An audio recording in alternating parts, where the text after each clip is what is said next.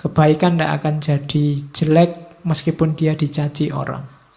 Dan sebaliknya, kejelekan juga tidak akan jadi baik meskipun dia dipuji-puji.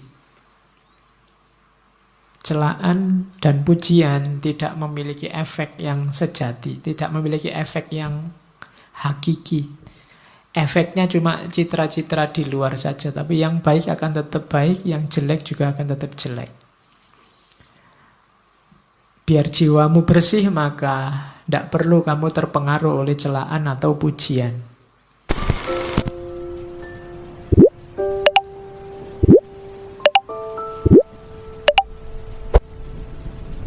Assalamualaikum warahmatullahi wabarakatuh.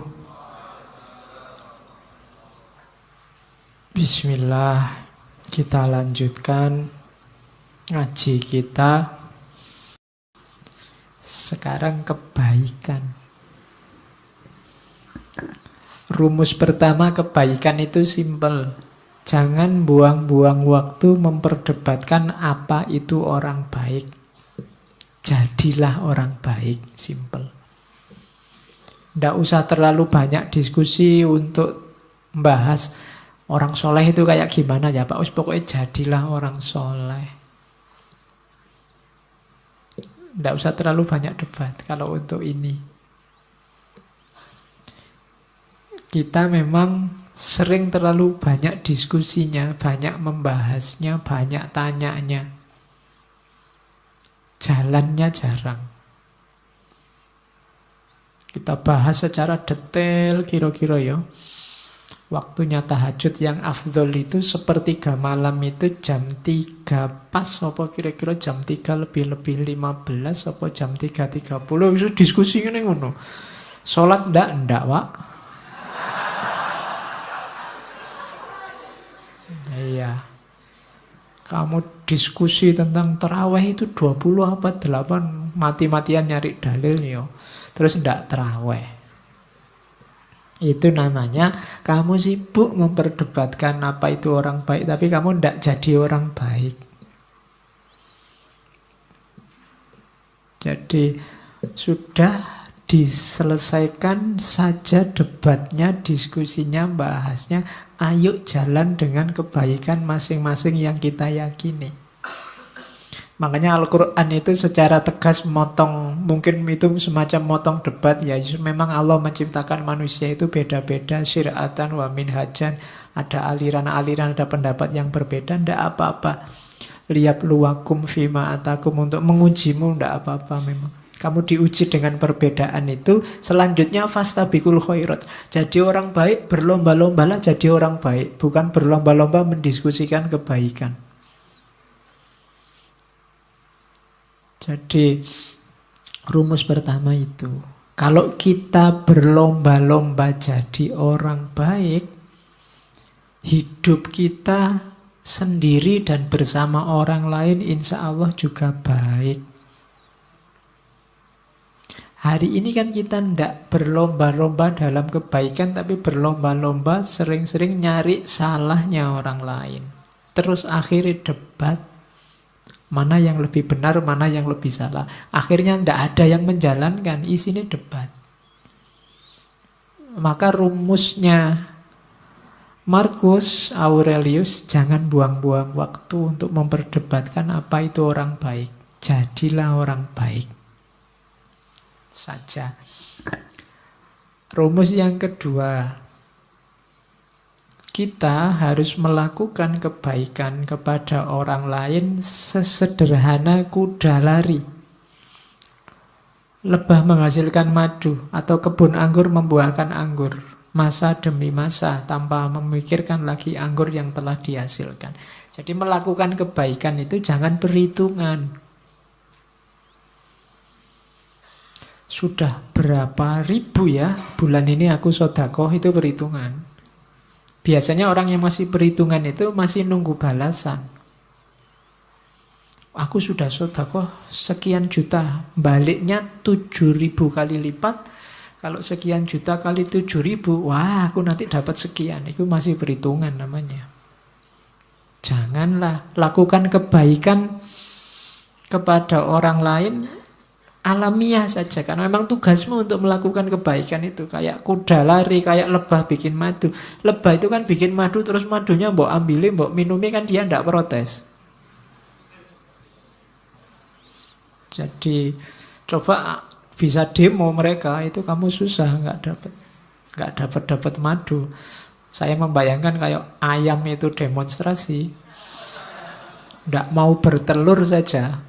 Itu berapa kerugian manusia, pengusaha-pengusaha telur dadar, pengusaha-pengusaha martabak itu bisa tutup semua. Tapi mereka kan nggak mikir ke sana. Dan kamu nggak pernah terima kasih sama ayam, bebek, dan kawan-kawan. Hidupmu sangat tergantung di sana. Mereka sudah menjalankan tugasnya dengan baik, tinggal kamu jalankan tugasmu. Kamu melakukan kebaikan kok masih nawar, masih nunggu balasan, masih minta dikasih pahala double.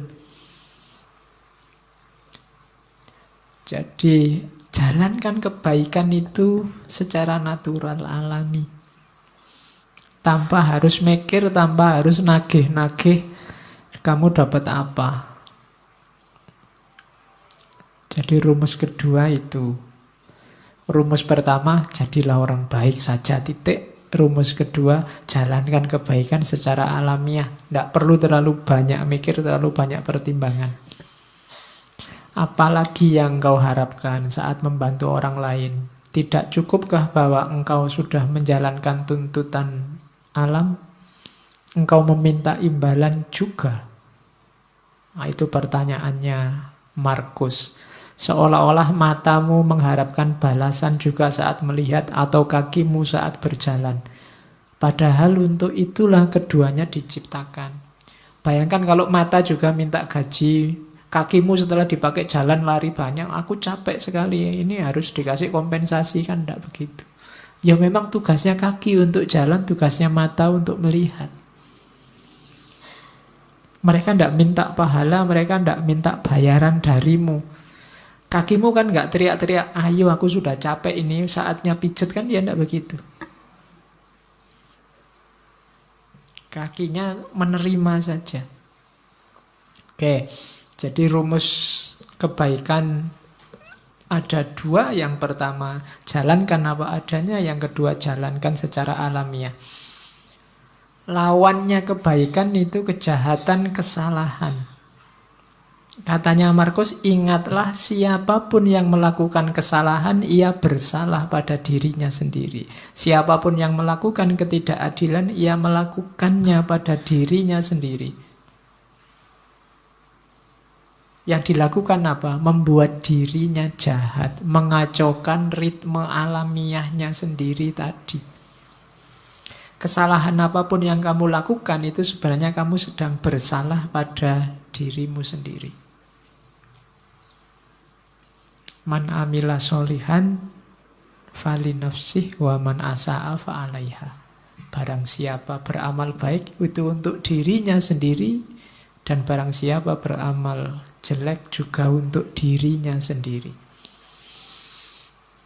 Kalimat ini cocok sama dalil itu, meskipun ini jauh lebih dulu, karena ini tahunnya kan Masehi awal.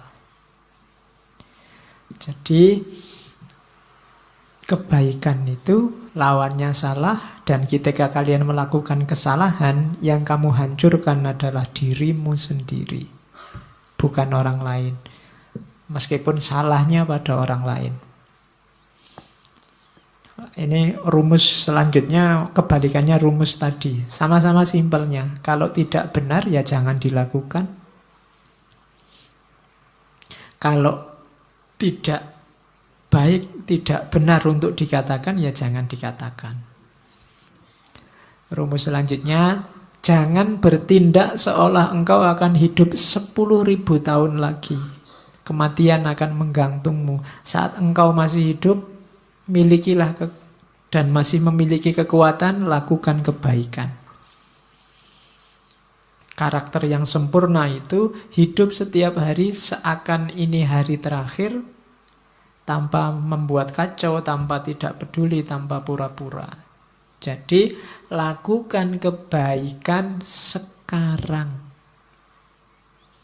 Nggak usah nunggu nanti, nggak usah membayangkan besok lah Pak kalau tua Pak saya tobat, saya mau nyufi, saya mau nyepi, zuhud, uzlah. Lah kok nunggu besok? Durasi kita terbatas loh, sementara loh. Kalau kamu berbuat baiknya nunggu, nanti kalau nggak sempat berbuat baik gimana? Ya lakukan sekarang sesuai powermu, sesuai kekuatanmu. Saya sedekahnya besok aja loh Pak kalau kaya loh. Iya kalau kamu kaya. Kalau enggak kan sumpek lagi kamu. Ya sudah sejangkaumu kekuatanmu berapa sekarang sedekahlah. Nunggu apa lagi? Kamu membayangkan hidup 10.000 tahun lagi ya enggak mungkin katanya Markus. Sepanjang-panjang usiamu paling berapa? Jadi orang baik dan segera lakukan kebaikan. Tidak usah terlalu banyak rumus. Tidak usah mikir, sebentar Pak, saya ingin tepat dulu, saya ingin nunggu dulu kalau jiwa saya sudah siap, sudah matang, baru saya hijrah Pak. Tidak usah.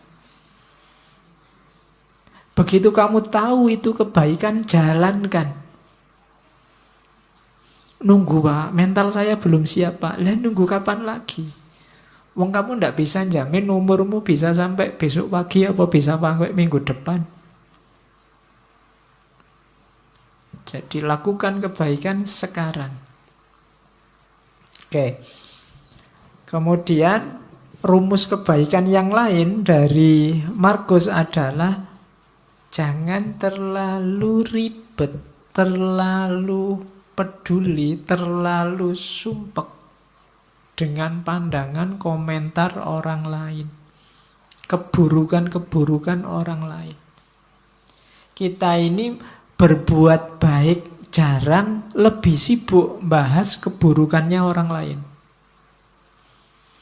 Itu kalau dikalkulasi kita itu defisit.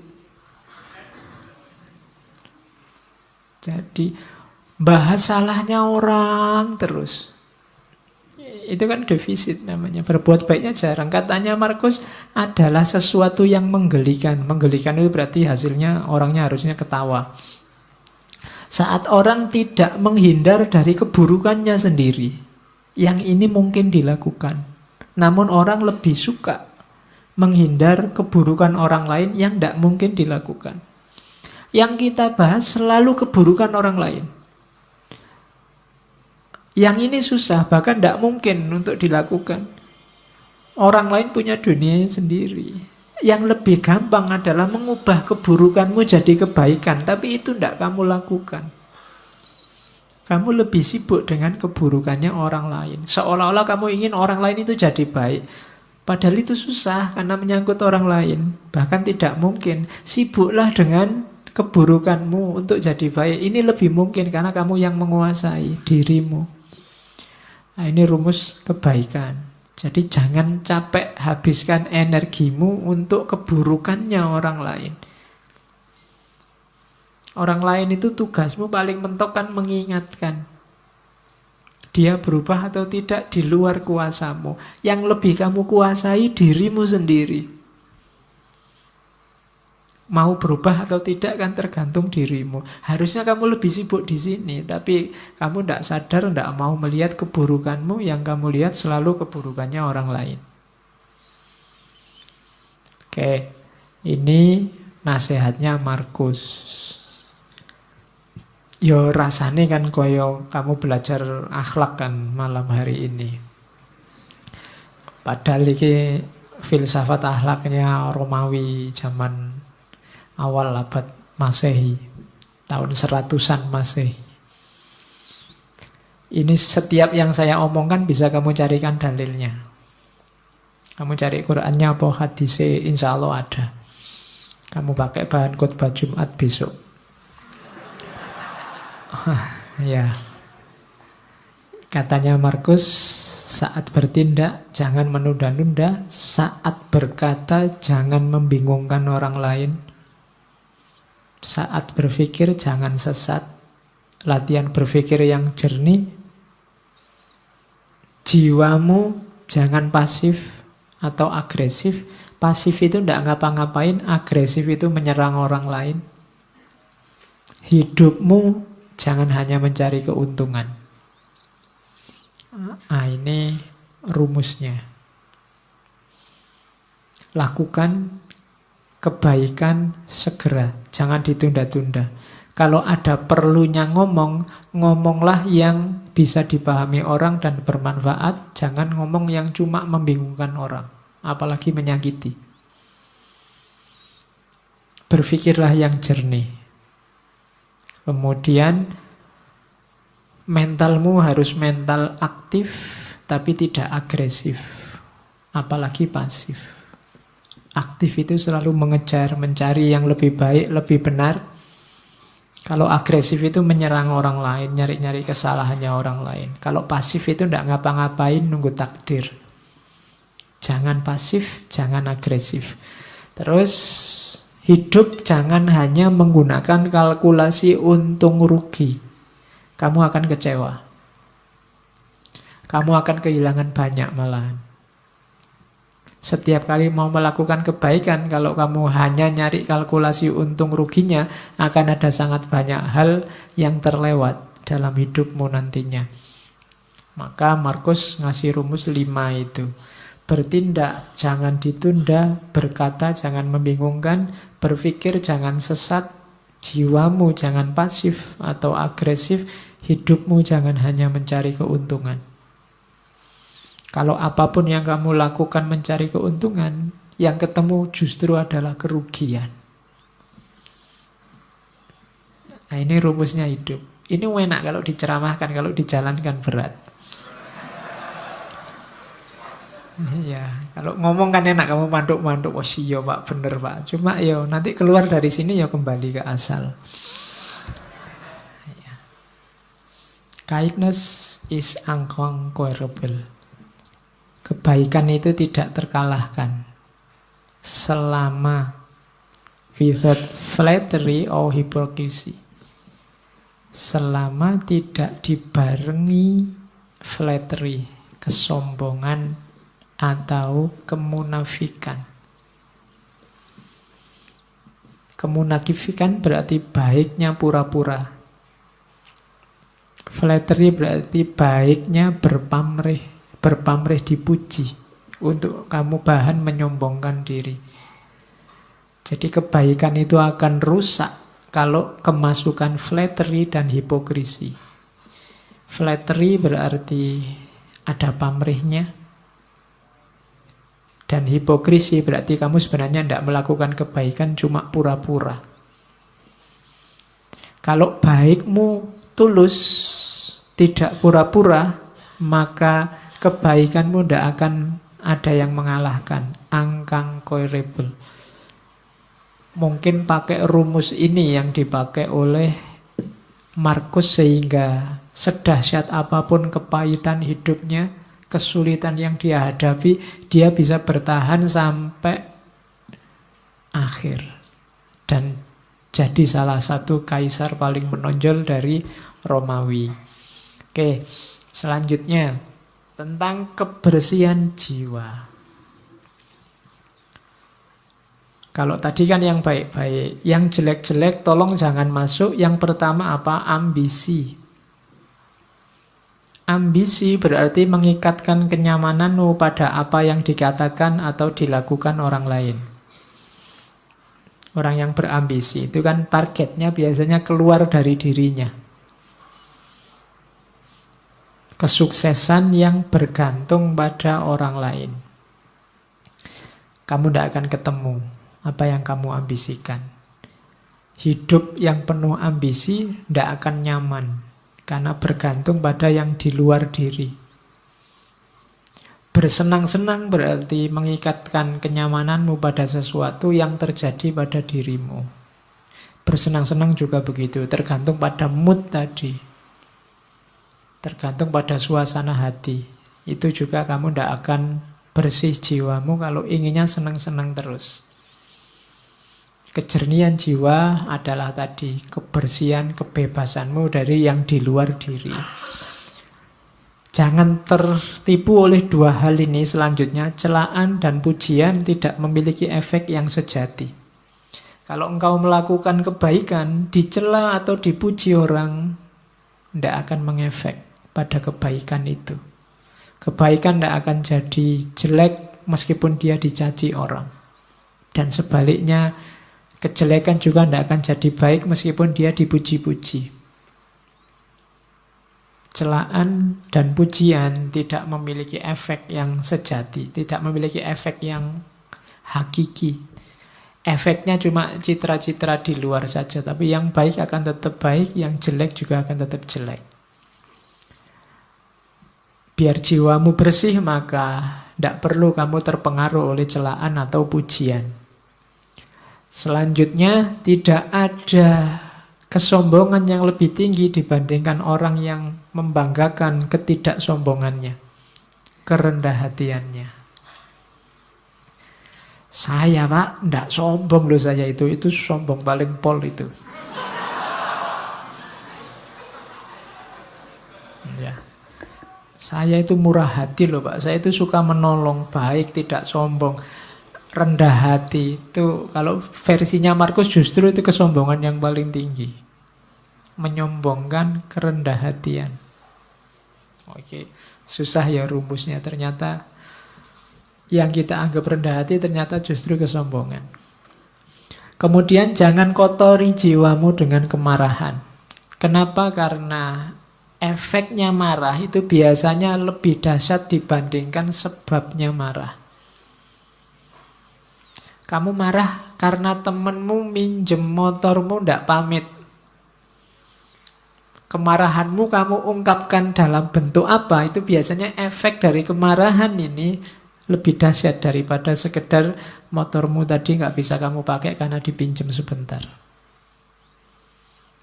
Jadi hati-hati dengan kemarahan. Makanya ketika kamu tiba-tiba dilanda kemarahan, karena dapat tunjuknya dari hadis itu, kalau kamu pas berdiri, duduklah. Kalau pas duduk, ya berbaringlah. Maksudnya apa? Jangan melakukan apa-apa dulu, karena kamu sedang gelap. Karena efeknya nanti pasti akan kamu sesali. Semua tindakan yang didasari oleh kemarahan akan kamu sesali. Bahkan lebih kamu sesali nanti dibandingkan sebabnya. Itu makanya balas dendam itu dilarang. Kenapa? Balas dendam itu kan karena orang marah, ingin membalas. Itu biasanya balas dendam lebih dahsyat daripada sebabnya. Terus yang dibalas pengen balas lagi. Saling marah itu yang bikin peradaban kita gelap. Kamu dicaci maki orang, dibikinkan fitnah, dibikinkan hoak, kan terus kamu mangkel, terus kamu balas. Emangnya cuma lu yang bisa bikin hoak, aku juga bisa. Terus akhirnya podo rusak. Jiwamu jadi tidak bersih. Terus ini juga rumus. Jangan anggap berharga apapun yang membuatmu mengingkari janji, membuatmu kehilangan harga diri, membuatmu membenci orang lain, mencurigai orang lain, mengutuk orang lain, membuatmu berlaku munafik, atau menginginkan sesuatu yang tidak ingin diketahui orang lain. Jangan anggap berharga itu maksudnya jangan diambil ini. Apapun yang membuatmu membenci orang lain, mending tidak usah kamu ambil. Membuatmu nantinya akan mengutuk-ngutuk orang lain, mending tidak usah kamu ambil. Membuatmu kehilangan harga diri, tidak usah kamu ambil. Itu yang disebut jangan dianggap berharga. Kok ada postingan yang isinya kemungkinan membuatmu benci sama seseorang atau sekelompok orang, kamu tinggal saja. Karena postingannya tidak penting, tapi dampaknya pada jiwamu besar. Itu maunya Markus. Selanjutnya, biar jiwamu bersih, jangan kotori jiwamu dengan kesalahannya orang lain. Ini ada rumus bagus dari Markus. Kalau ketemu orang jahat, orang rusak, orang keliru, saat engkau sedang melawan orang yang tidak tahu malu, ini misalnya, tanyakan pada dirimu sendiri, apakah mungkin di dunia ini bersih dari tindakan tidak tahu malu? Jawabannya kan pasti ya ndak, akan selalu ada orang jahat, akan selalu ada orang yang ndak tahu malu. Maka jangan mengharapkan sesuatu yang tidak mungkin. Selalu ada orang yang tidak punya malu di dunia ini. Dan yang kamu hadapi sekarang adalah salah satunya. Hal yang sama berlaku untuk orang yang jahat, orang yang tidak dapat dipercaya, dan kerendahan moral lainnya. Jadi ini menyuruh kita untuk jangan mengotori jiwa dengan kemarahan, kebencian, ketidaksukaan, intoleransi pada orang lain yang kamu anggap keliru atau kamu anggap jahat. Pertanyaannya gampang, apa mungkin di dunia ini orangnya baik semua, soleh semua? Kan tidak mungkin. Kalau kamu marah berarti kamu tidak terima kalau di dunia ini ada orang jelek, ada orang tidak baik. Kalau kamu tidak terima, berarti kamu sedang melakukan sesuatu yang tidak masuk akal. Karena kamu menuntut sesuatu yang tidak mungkin terpenuhi. Akan selalu ada orang jelek, orang jahat. Maka ngapain kamu mengotori dirimu gara-gara itu? Ada orang jahat, ya monggo, memang hidup ini ada yang baik, ada yang jahat. Tapi jangan kejahatannya dia membuatmu juga jadi jahat. Kejelekannya dia membuatmu juga jadi jelek. Hari ini banyak begitu, karena grup sana maki-maki, kamu juga maki-maki. Karena grup sana kemarin menggoreng isu, sekarang ada isu baru, saatnya kita balas menggoreng isu. Sama saja, itu berarti jiwa kita sama-sama kotor. Kalau kamu mimpi orang itu harus baik semua sesuai idealmu, mimpimu itu mimpi yang tidak realistis. Tidak mungkin orang itu akan jadi baik semua. Kalau kamu tidak terima ada orang jahat, kamu menyusahkan dirimu sendiri. Akan ada selalu orang yang tidak baik. Maka bersihkan dirimu. Oke. Setelah semua tadi yang di atas, tugas kita sekarang apa? Ayo merayakan hidup. Senanglah, bahagialah dalam hidupmu. Ojo kokean sumpek. Tadi rumusnya sudah banyak. Hidup kita kan sesuai yang kita pikirkan. Saat engkau bangun pagi, katanya Markus, pikirkanlah betapa istimewanya kamu masih bisa hidup, masih bisa berpikir, iso ngaji filsafat, iso sarapan, ngerokok, ngopi, dan masih bisa mencintai. Loh iya kan? Loh istimewa, loh alhamdulillah kamu masih bisa mencintai. Ada orang yang bangun pagi mikir menyerang orang yang dibenci. Kamu masih bisa cinta sama siapa, masih bisa say hello, masih bisa bilang miss you, masih bisa bilang sudah tidur apa belum, masih bisa bilang bersyukurlah. Ya kan? Setiap kali bangun tidur bersyukurlah.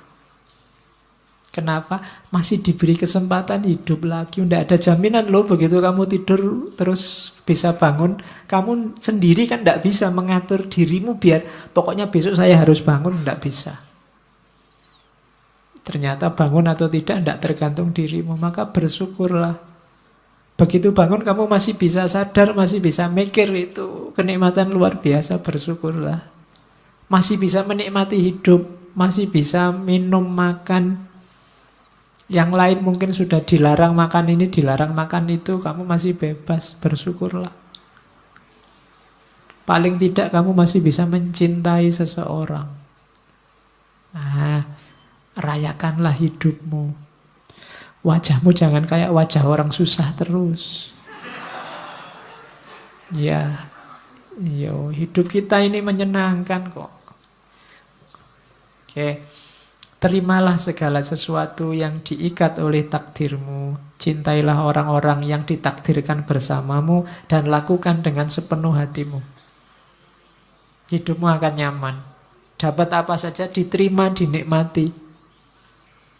Makan di angkringan dinikmati ya enak. Ada yang neraktir di restoran, alhamdulillah ya lumayan enak. Semuanya enak, mana sih yang tidak enak, apalagi kalau ditraktir. Jadi Bersama siapapun dinikmati, tidak usah milih-milih teman.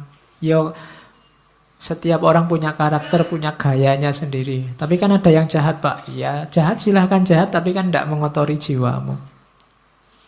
Karena kalau kamu pingin, saya pinginnya teman itu baik semua, Pak, sama saya peduli semua, itu mimpi, tidak mungkin. Ya kan, kalau dihitung teman yang peduli sama kamu sama yang cuek, insya Allah lebih banyak yang cuek.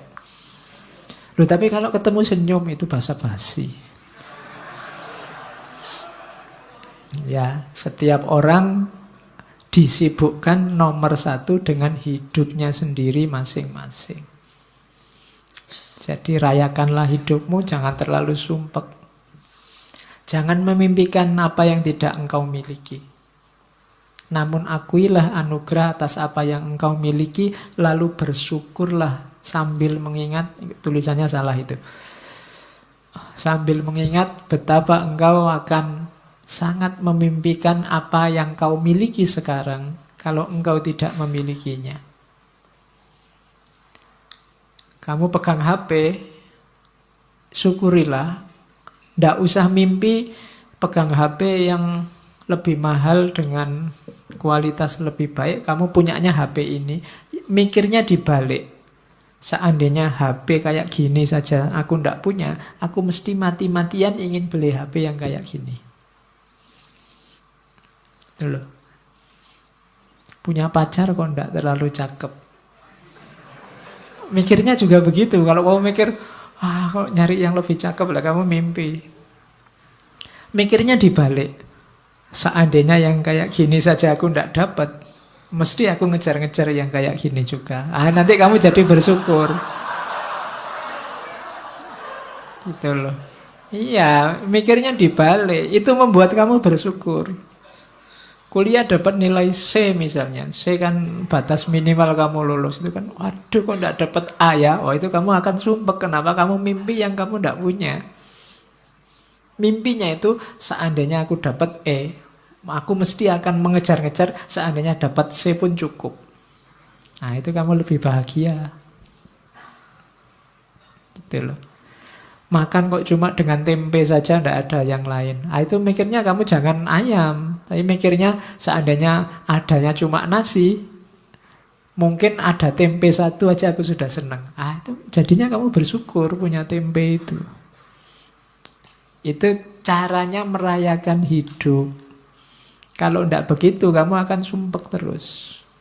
Dan ingatlah bahwa engkau memiliki kuasa untuk mengistirahatkan dirimu kapanpun engkau inginkan. Kamu supirnya, kamu penguasanya hidupmu. Mau jalan, ayo jalan. Mau istirahat, istirahat. Tidak usah terkejar, nggak usah dikejar-kejar oleh ambisi, dunia, keterikatan dengan yang lain, yang macam-macam yang bikin repot.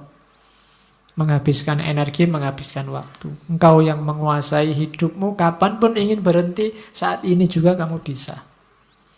Ingin tidur sekarang boleh, istirahat sekarang boleh. Terus, jangan pernah khawatir tentang masa depan. Apalagi di usia-usia teman-teman ini kan biasanya pikirannya masa depan, besok kawin sama siapa, kerja di mana. Kamu kan khawatir itu. Engkau akan bertemu dengannya kalau memang harus. Dengan senjata yang sama yang hari ini menjadi bekalmu menghadapi masa kini.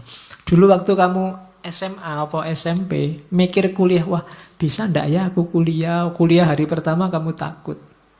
Begitu dijalani kan kamu bisa. Besok juga begitu, gak usah khawatir. Bisa ndak ya aku dapat kerja? Bisa ndak ya aku kawin? Bisa ndak ya punya anak? Iso. Nggak usah khawatir, pasti bisa. Kekhawatiranmu dulu, sekarang kamu jalani kan ya ternyata juga bisa. Nggak ada yang di luar kuasamu kalau tentang hidupmu. Makanya jangan galau dengan masa depan. Wong masa depan kayak tadi itu di luar jangkauanmu hari ini. Jadi pikirkan aja sekarang, nikmati hidup sekarang. Besok kamu akan punya senjata sendiri, punya kemampuan sendiri menghadapi situasi di masa depan. Itu uniknya manusia. Maka Hidup itu rumusnya simple, receive without conceit, release without struggle. Kalau dapat sesuatu, terimalah tanpa harus membanggakan diri, membesarkan diri. Kalau harus kehilangan, lepaskanlah tanpa harus merasa sedih, mati-matian, sumpek. Jadi receive without conceit, release without struggle. Biasa saja. Hidup kehilangan sesuatu biasa. Wong dulu juga tidak punya, terus punya, sekarang hilang. Kalau dapat sesuatu, alhamdulillah, tapi ya tidak harus sombong. Kalau kamu bisa kayak gini, hidupmu nyaman. Ini saya ambil agak panjang, nanti kamu baca lagi ya. Kalau pagi hari engkau bangun, biar cara mikirnya positif, kamu kan biasanya masalahmu itu kan berhubungan dengan orang lain. Katanya Markus, pagi hari engkau bangun, bilanglah pada dirimu, orang-orang yang berhubungan denganku hari ini, ada yang usil, tidak sopan, arogan, curang, iri hati, dengki. Mereka seperti itu karena mereka belum bisa membedakan yang baik dan buruk. Sementara aku telah mengerti indahnya kebajikan, kotornya kejahatan, dan tahu bahwa para pendosa tersebut memiliki sifat sepertiku. Bukan sama dalam hal darah dan kelahiran, namun sama-sama memiliki akal dan unsur ketuhanan. Tidak seorang pun dari mereka dapat menyakitiku, tidak seorang pun dapat membuatku kotor. Aku pun tidak pantas marah pada mereka atau membenci mereka. Kami dilahirkan untuk bekerja sama seperti kaki, tangan, dan mata, sebagaimana dua baris gigi atas dan bawah. Saling menghalangi itu tidak alami. Demikian pula saling marah dan saling membelakangi. Itu nanti hidupmu nyaman. Akan ketemu orang yang bikin kamu mangkel, bikin kamu jengkel, bikin kamu benci, pasti. Tapi ingatlah bahwa mungkin kejelekan yang mereka lakukan itu karena mereka tidak sadar. Sementara kamu sekarang sadar. Dan diingat juga bahwa orang lain itu punya kualifikasi sama persis kayak dirimu, yang tidak pantas untuk kamu benci. Dan jangan takut, mereka tidak akan bisa membuatmu kotor kalau kamu sendiri tidak mengotori jiwamu. Nah, ini nanti kamu jadi mantap. Kalau ini nanti panjang kamu baca lagi. Kalau kamu pagi hari bangun kok males, kamu baca ini. Saat fajar terbit, saat engkau malas bangun, katakan pada dirimu, aku harus bekerja sebagai manusia. Aku harus menawar apa lagi untuk bekerja, sebagaimana tugas kelahiranku. Ayo bangun, kan maunya itu, kerjalah. Tanyakan pada dirimu, kalau masih nggak mau bangun, apakah tujuanku diciptakan itu untuk ini, meringkuk di bawah selimut dan mereguk kehangatan. Nah, terus kan kamu tetap bisa jawab, tapi kan nikmat, namun betapa nikmat seperti ini. Ditanya lagi sama Markus, jadi engkau lahir untuk mencari kenikmatan, bukan untuk bertindak dan mencari pengalaman. Tidakkah engkau lihat tanaman, burung, semut, laba-laba, lebah, semua menjalankan tugasnya, membuat harmoni dunia terjaga, sekuat mereka bisa. Mengapa engkau tidak segera menjalankan tuntutan alamiahmu? Terus kamu jawab lagi, tapi kan bukankah orang itu harus istirahat, ada tidurnya juga? Jawabnya Markus, setuju. Namun alam memberi batas untuk itu, sebagaimana dengan makan dan minum. Dan engkau telah melampaui batas. Ini sudah jam 9. Ya. Ya. Ndak ono jam 9. Engkau telah berlebih dalam istirahat, namun kurang dalam bekerja. Engkau tidak cukup mencintai dirimu. Engkau tidak mencintai sifat alamimu dan tugasmu. Orang yang mencintai tugasnya, mengabdikan diri dan menjalankannya, bahkan kadang sampai lupa makan dan mandi. Sementara kamu lupa tugasmu gara-gara tidur. Apakah engkau tidak menghormati dirimu sendiri sebagaimana pelukis mencintai lukisan, penari mencintai tarian, orang pelit mencintai uangnya, atau pemburu jabatan mencintai statusnya? Saat mereka benar-benar dipengaruhi oleh yang mereka kerjakan, mereka bahkan tidak makan dan minum karena menjalankan kecintaan mereka. Ini filsafat bangun tidur. Ya, biar kamu tidak males-malesan.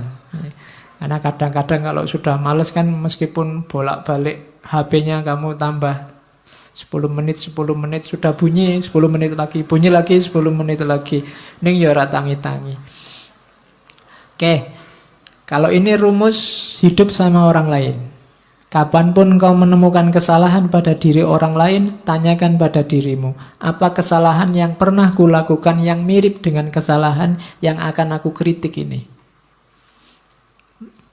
Kalau ada orang lain salah, tanya pada dirimu, pernah nggak kamu melakukan salah yang sama atau mirip? Itu nanti akan mengurangi kadar agresifmu terhadap kesalahan orang lain. Saya ingin balas dendam, Pak. Ada orang menyalahi saya. Katanya, Markus, balas dendam terbaik adalah dengan tidak menjadi seperti musuhmu. Balaslah musuh yang mencaci makimu dengan tidak mencaci maki. Itu balas dendam terbaik. Balaslah musuh yang menyakitimu dengan tidak menyakitinya. Manusia ada dengan saling membutuhkan kepada sesama, kamu akui atau tidak. Kamu harus hidup bareng orang lain mau atau tidak. Maka kalau kamu tidak mampu mengajari mereka, belajarlah untuk tahan hidup bersama mereka. Sudah kamu nasihati kok tidak pulih-pulih jadi baik, ya gimana lagi, sekarang kamu latih dirimu untuk kuat bareng mereka. Misalnya kamu punya teman sak kos-kosan, berdua, kok ya males mandi. Sudah kamu nasihati, tetap males mandi. Solusinya apa? Kamu latihanlah untuk bisa tahan dekat orang yang males mandi. Jadi rumusnya simple. Jadi kalau kamu tidak tahan terus, sementara dia tidak berubah-berubah, kamu akan hidupmu tersiksa terus. Loh Pak, kok dia tidak berubah-berubah? Kamu tidak menguasai perubahan dia. Yang bisa kamu kuasai kan perubahan dirimu. Lebih gampang melatih dirimu untuk tahan bersama dia dibandingkan kamu mengubah dia. Ya doakan saja dia bisa berubah. Tapi kalau tidak, kamu kuat hidup bersamanya.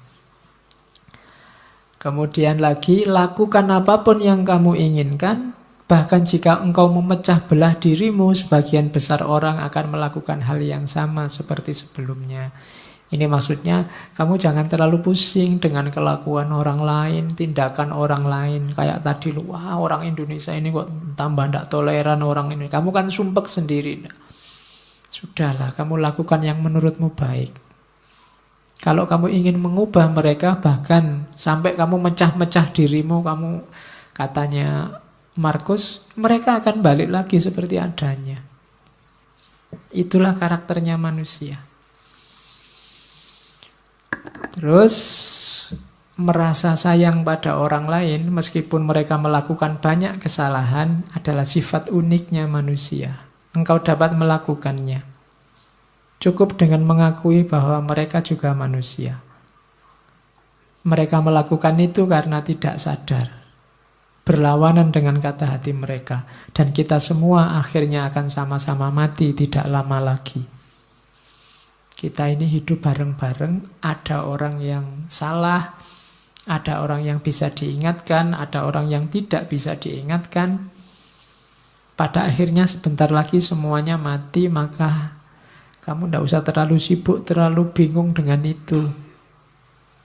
Tidak masalah. Ingatlah, mereka tidak benar-benar menyakitimu dan mereka tidak melenyapkan atau mengubahmu, melenyapkan kemampuanmu untuk milih. Hidupmu tetap bebas tanpa harus terikat oleh mereka meskipun kamu hidup bersama mereka. If any man despise me, kalau ada orang menjahatiku, itu urusannya dia. Urusanku adalah tidak melakukan atau mengatakan sesuatu yang layak dicela. Jadi kalau ada orang jahat padamu, kalau ada orang menyakitimu, itu sebenarnya tidak ada urusan denganmu. Urusannya dia. Pak, nanti kalau saya dibohongi orang, bohong itu urusannya dia. Urusanmu adalah jangan melakukan tindakan tercela. Itu aja. Nah, kalau ini pendidikan diri. Rumusnya pendidikan diri itu be tolerant with others and strict with yourself. Saya tulis ini besar-besar karena hari ini banyak orang yang dibalik. Banyak orang yang toleran dengan dirinya sendiri, kemudian strict dengan orang lain. Kalau sama dirinya sendiri dimaafkan terus, dicarikan alasan, dicarikan dalih. Tapi begitu sama orang lain, kakunya luar biasa. Orang lain tidak boleh keliru, tidak boleh minta maaf, tidak boleh. Itu yang kita lakukan hari ini dan terjadi di mana-mana saling balas-membalas. Terbalik. Harusnya kita toleran terhadap orang lain dan strict terhadap diri kita sendiri. Jangan dibalik. Nah, ini rumusnya. Aku sering heran kenapa orang mencintai dirinya lebih dari semua orang yang lain, namun ia kurang menghargai pandangannya sendiri tentang dirinya dibandingkan pandangan orang lain. Ini nasihat sebenarnya untuk kamu jangan mudah terpengaruh oleh orang lain. Jangan mudah terpengaruh oleh komentarnya orang, pandangannya orang terhadap dirimu. Kamu punya jati diri sendiri, tidak apa-apa. Orang ngomong apa aja, tidak usah terpengaruh. Logikanya orang itu lebih mencintai dirinya sendiri. Berarti apa? Lebih dengarkanlah pandanganmu sendiri. Jangan mudah tertipu oleh orang lain. Apapun yang dilakukan atau dikatakan orang, aku harus tetap menjadi zamrud dan mempertahankan warnaku. Ini urusannya jati diri. Hidup sama orang lain ya, toleran ya, tapi jati diri jangan hilang. Kamu punya identitas sendiri. Terus nasihatnya Markus, ya, awas ya kamu jangan merendahkan dirimu sendiri. Teruslah rendahkan dirimu wahai jiwa, maka segera peluangmu untuk mendapat kehormatan akan lenyap. Lama-lama identitasmu hilang dan kamu tidak akan dihargai orang. Setiap orang punya satu kehidupan. Milikmu sudah hampir habis gara-gara kamu singkirkan terus, kamu sisihkan terus identitasmu. Dan engkau tidak memperlakukan dirimu sendiri secara hormat, engkau malah mempercayakan kebahagiaanmu pada jiwa-jiwa yang lain. Ini tuntunan untuk kita tegas pada diri sendiri. Oke. Saya bawa quote terakhir, engkau selalu memiliki pilihan untuk tidak berpendapat. Ini nasihat untuk kita hari ini ya. Tidak ada yang nyuruh kamu tiap hari posting, tiap hari bikin status, tiap hari ngomentari statusnya orang lain. Engkau selalu memiliki pilihan untuk tidak berpendapat. Tidak berpendapat itu sah. Tidak perlu selalu susah payah atau membebani jiwamu dengan segala sesuatu yang tak dapat engkau kuasai. Hal-hal tersebut tidak membutuhkanmu untuk menilainya. Tidak usah gaya dikit-dikit. Menurut saya, tokoh itu ngapain? Emangnya komentarmu yang mendengar siapa? Hal tersebut tidak butuh penilaianmu. Ngapain kamu capek-capek? Engkau punya pilihan untuk tidak usah berpendapat. Leave them alone. Mereka punya penanggung jawabnya sendiri-sendiri. Terkecuali suaramu berpengaruh didengar, baru ngomonglah. Tapi kalau tidak, cari yang lebih esensial untuk hidupmu, untuk dikomentari dan dibahas. Itu nasihatnya Markus. Hari ini banyak orang yang bukan wilayahnya, tidak seharusnya dia menilai, mengomentari. Ikut menilai, ikut mengomentari sehingga kacau semuanya. Idza wusidal amru ila ghairi ahlihi fantadhiri sa'ah. Leave them alone. Biarkan yang bertanggung jawab yang ngurusi. Oke ya. Oh, masih ada. Stop whatever you are doing for a moment and ask yourself. Ini nasihat panjang. Am I afraid of death because I won't be able to do this anymore? Biasanya yang membuat kita banyak terhenti untuk melakukan kebaikan adalah takut mati. Was-was, takut mati ini sering mengganggu kita. Katanya Markus, sekali-sekali gini deh rumusnya. Saat kamu melakukan apapun yang membuat kamu senang, coba berhenti sebentar. Apa gara-gara ini ya? Gara-gara khawatir ndak punya ini atau ndak melakukan ini, aku takut mati. Seberapa pentingnya sih yang saya lakukan ini? Seberapa baiknya sih yang aku miliki ini? Setiap kali melakukan itu, coba berhenti sebentar. Nah, ini untuk meminimalisir rasa takut mati. Kira-kira kalau ndak ada ngaji filsafat ini kan ndak apa-apa toh. Ngapain sih harus tak gendoli sampai takut mati misalnya. Nanti kalau saya ndak ada yang mimpin ngaji sopo, ngapain sampai mikir ke sana. Wong ini ndak ada juga ndak apa-apa. Kalian kalau ndak ada ngaji kan malah santai. Ndak ada beban untuk datang ke sini, bisa diganti yang lain. Tapi kadang-kadang yang tidak harus menggendoli, mengikat hidup kita, jadi mengikat. Kuliah misalnya, kamu kan diikat sedemikian rupa oleh dunia yang namanya kampus dan kuliah. Apa iya sih hidupmu wajib ada kuliahnya, wajib di kampus? Simba-simbamu dulu kuliah sekolahnya cuma sampai SD, SR. Ya sukses, sawahnya luas. Bisa nguliahkan anak cucunya. Apa wajib harus ada itu? Apa wajib sih harus punya rumah, punya mobil, punya itu? Itu caranya untuk menenteramkan hati dari rasa takut akan mati. Karena nasihat terbaik itu kan mati. Begitu orang ingat mati, bukan takut mati,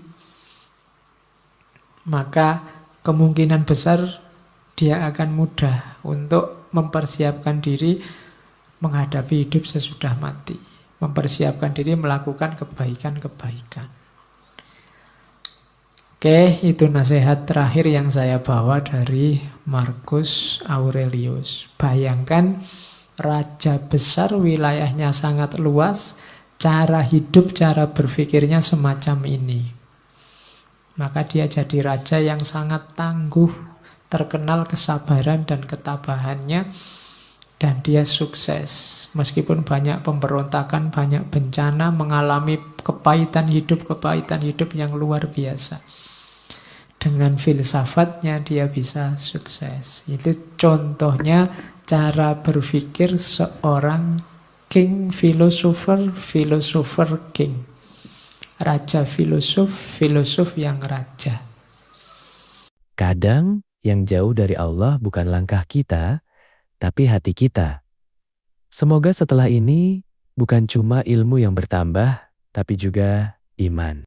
Kalau suka ngaji filsafat penuh makna, seperti ini, jangan lupa subscribe channel Ngopi Filsafat dan aktifkan loncengnya.